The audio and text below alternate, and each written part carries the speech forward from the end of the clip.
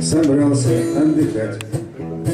Короче, Сочи, море, знойный юг, в моем дворе цвела черемуха, а мне взглянуть хотелось на бамбук. В моем дворе цвела черемуха, а мне взглянуть хотелось на бамбук.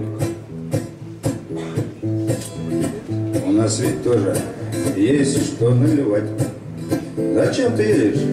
Спрашивал мой друг, но я сказал, что еду не бухать, а посмотреть, как там растет бамбук. И вот уже лежу я на пляжу, а мимо ходит множество подруг, но я с семьей, я себе блюжу, ни на кого я даже не гляжу и думаю лишь только про бамбук. Какие здесь роскошные сады, а у них черешня, цитрус и урюк, и много всякой прочей ерунды. И, между прочим, здесь растет бамбук, здесь розы и магнолии цветут. От ароматов дивных мне каюк и елки рядом с палками растут. Но главное дело, здесь растет бамбук, и елки рядом с пальмами растут.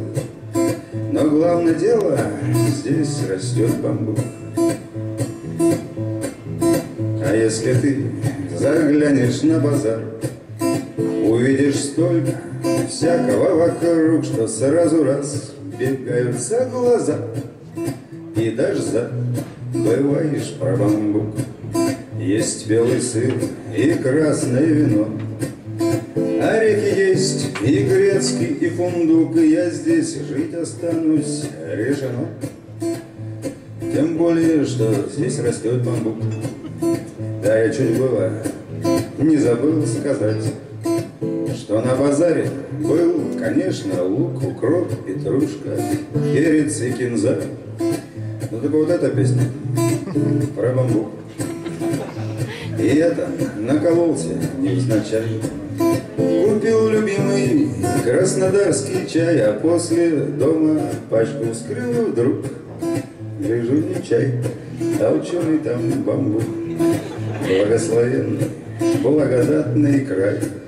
Здесь просто рай для бомжей и ворюк, для остальных здесь тоже просто рай. Что характерно, здесь растет бамбук.